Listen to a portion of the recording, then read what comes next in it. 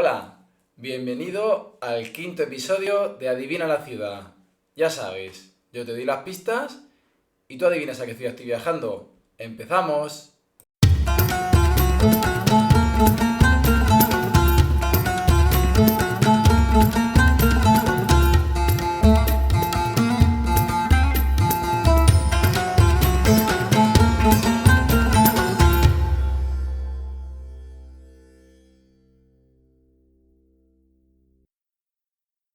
Bueno, la primera pista, nos vamos a la ciudad donde se descubrió, donde se inventó, donde se formuló el café descafeinado. Es una ciudad con tradición cafetera, más de 600 años de mercancías, de puerto de mercancías, y el café es una de sus mercancías predilectas. Por sus calles ese aroma a café aún se respira.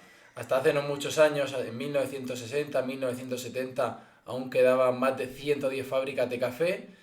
Y bueno, ¿cómo se inventa este café descafeinado?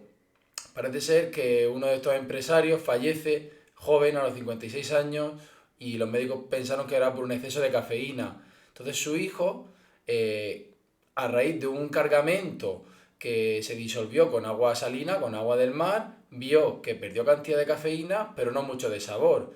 Que entonces se puso a estudiar, pues un poco movido por los fallecimientos de su padre y por un poco lo que tenía entre manos, cómo poder optar a un café sin cafeína. Lo consiguió mediante una sustancia química, mediante el benceno, que ahora se sabe que es tóxica, aislar, lo disolvía, los granos de café, y aislaba la cafeína, sin perder sabor. A día de hoy, en realidad, el proceso de descafeinado se puede hacer con dióxido de carbono, también con sustancias químicas, como dice este señor, y también como mediante disolución en agua. Así que, café descafeinado.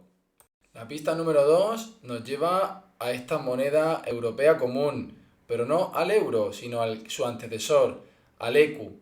El ECU, que no es muy conocido, en 1979 en esta ciudad los dirigentes pensaron que era conveniente estos primeros pasos de juntar Europa, de tener como un mecanismo de intercambio común y que fuera como una moneda para que sirviera un poco para esas transacciones o para estas organizaciones que se estaban creando en Europa, estos bancos europeos comunes que pudieran tener de una misma moneda. El nombre que pensaron era ECU, que asimilaba un poco la palabra escudo, que fue la moneda que estuvo 400 años, desde el siglo XIII hasta el XVII, preponderante en Europa, al escudo francés. Hablamos de Francia en ese sentido, no estamos en Francia. Y pues es verdad que no tuvo, al final ese nombre no se le mantuvo, porque parece ser que Helmut Kohl, el canciller alemán, decía que ese nombre Heinkum era como una vaca en alemán y no iba a prosperar mucho ese nombre. Y ahora el nombre que tenemos, que conocemos, es el euro, que se pensó ese nombre precisamente en Madrid en 1995.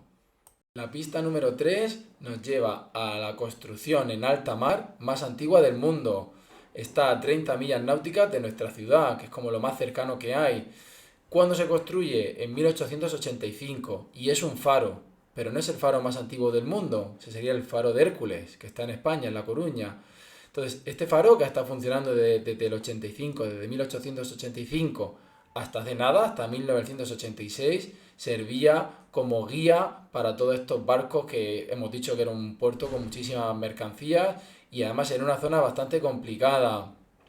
Este faro, además, el simbolismo de toda la gente que partía al Nuevo Mundo, que llegaba, era como lo primero o lo último que veían de la parte europea, o sea que un simbolismo nostálgico y a la vez, ya os digo, como orgullo de la ingeniería construida. Este faro, a día de hoy, que se cerró en el 86, se restauró por una asociación, incluso se puede pasar una noche allí. La pista número 4 nos lleva a algo de actualidad. Nos ubicamos en uno de los puertos más grandes de Europa, de los 5 o 6 primeros. Además, industrial totalmente, es el puerto en el que más automóviles se intercambian. Además, una de las fábricas del grupo Daimler de Mercedes más grande de todo el mundo. La más grande está en Stuttgart, pero esta ciudad es cada vez más pujante por esta versatilidad de intercambio comercial y leía que mucha de la producción eléctrica se está derivando a la fábrica de esta ciudad. Por lo tanto, un lugar industrial de primera orden. Ciudad industrial, pero ciudad histórica, donde las haya. Bueno, con un casco histórico súper bien conservado, un paseo a la época medieval, un transportarse a la época medieval cuando andas por sus calles. Y por supuesto, cuando llegas a la Marketplace, a la plaza del ayuntamiento, ¿qué destacar? Pues destacar la estatua de 10 metros de alto del héroe de Rolando. Orlando o Roldán. Fue un héroe sobrino de Carlomagno, hablamos de años 700, que muere en Roncesvalles por aquella época y que destaca por su valentía. ¿Por qué está ubicada en esta ciudad? Bueno, era sinónimo de libertad. Este señor era sinónimo de libertad y se decía que mientras que estuviera la escultura de este hombre aquí, la ciudad sería libre. Primero fue en madera, después en bronce y es verdad que hasta tienen guardada y conservada una réplica por si surgiera cualquier inconveniente. Pista número 6. Un poquito más de esa plaza del ayuntamiento. Pues destacar el edificio más alto de la ciudad, que es la Catedral de San Pedro, con 2 torres de 90 metros cuadrados. Una catedral pues de rito luterano y que es más bien de una manera austera, pero cargada de simbolismo y bueno, en su interior hasta podemos ver hasta 5 órganos. El ayuntamiento, que es una de las figuras prototipo, una de las esculturas prototipo, monumentos prototipo del gótico báltico. Y luego el tránsito hacia el río, una ciudad con río, encontramos el patio del Carrillón. El patio del Carrillón tocan unas campanas, es un reloj con unas campanas de cerámica que tocan a determinadas horas, muy llamativo, y también hay unos tableros donde cuentan un poco la historia de la ciudad.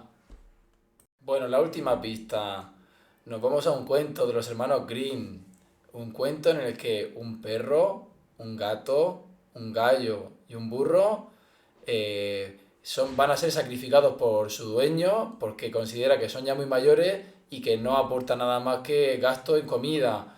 Estos animales se juntan y hacen un viaje hacia esta ciudad que era sinónimo de libertad, sinónimo de acogimiento y con un viaje lleno de un montón de anécdotas. En el cuento la relata, pues por ejemplo, hacen una figura para echar a unas personas de una choza para poder pasar la noche, se juntan con sus cuerpos, hacen como una figura así fantasmal y los asustan. Los podemos ver en la plaza, a los 4 animales, y bueno, yo de pequeño veía estos dibujos.